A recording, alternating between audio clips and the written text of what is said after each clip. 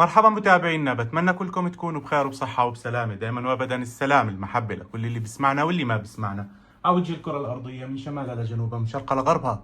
نتمنى كلكم تكونوا بخير.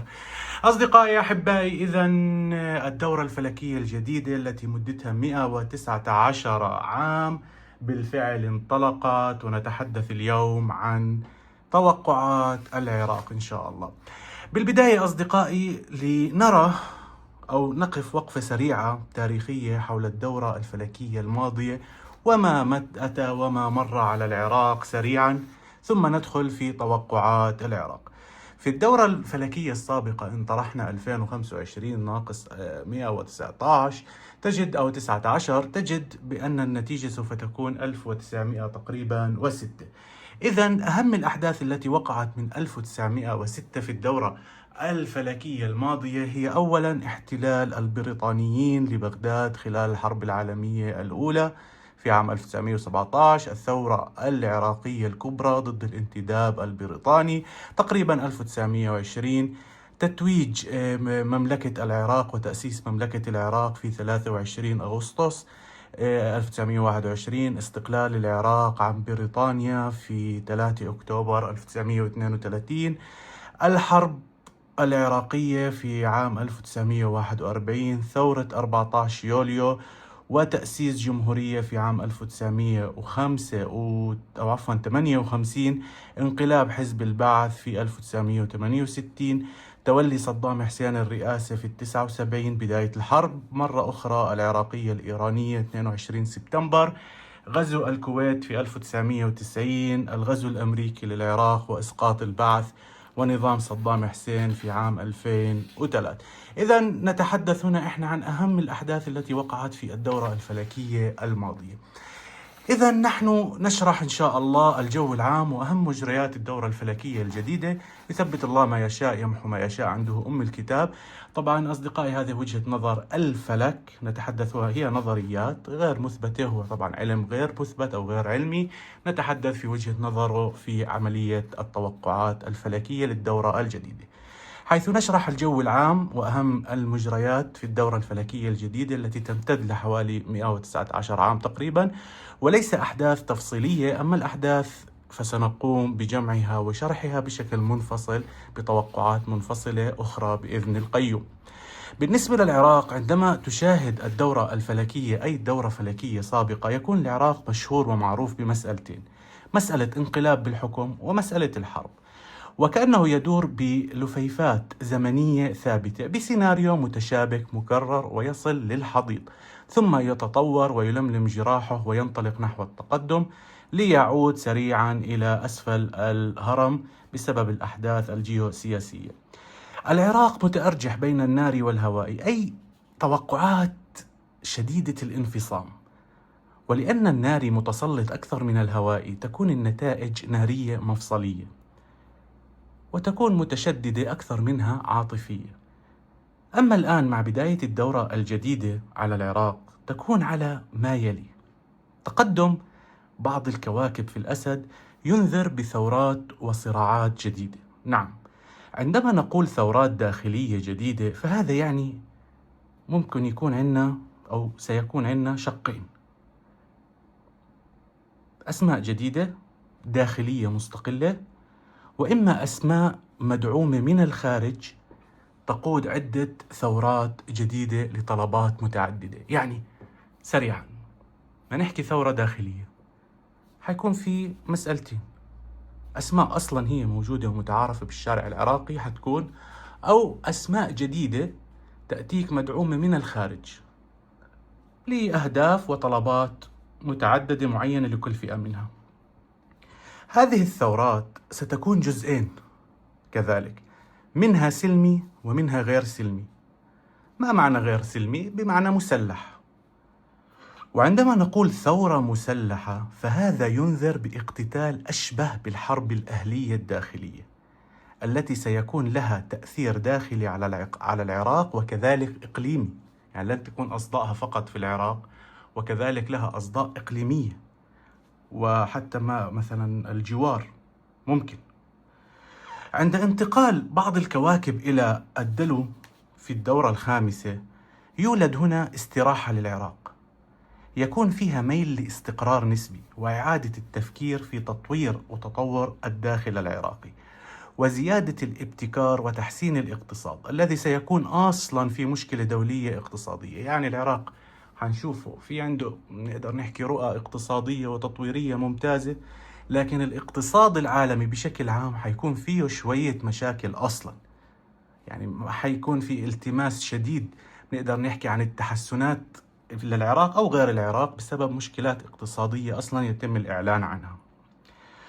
وكذلك نتحدث في انتقال إلى الدلو في الدورة الخامسة لإحدى الكواكب، يكون زيادة في التوترات بين إسرائيل وإيران. زيادة في التوترات بين إسرائيل وإيران وإعادة اشتباك ممكن أن يكون غير سهل، ينال العراق قسما من التوتر أو حتى الخسائر إثر هذه المعركة. يعني أنت بتعرف واقع بين معارك، على الأقل السياحة، الاقتصاد، الأمان والأمن بالله. يعني إذا وقعت حرب بين الطرفين فسيكون هناك خسائر اقتصادية وأمنية كذلك للعراق في هذه المسألة. وحتى لا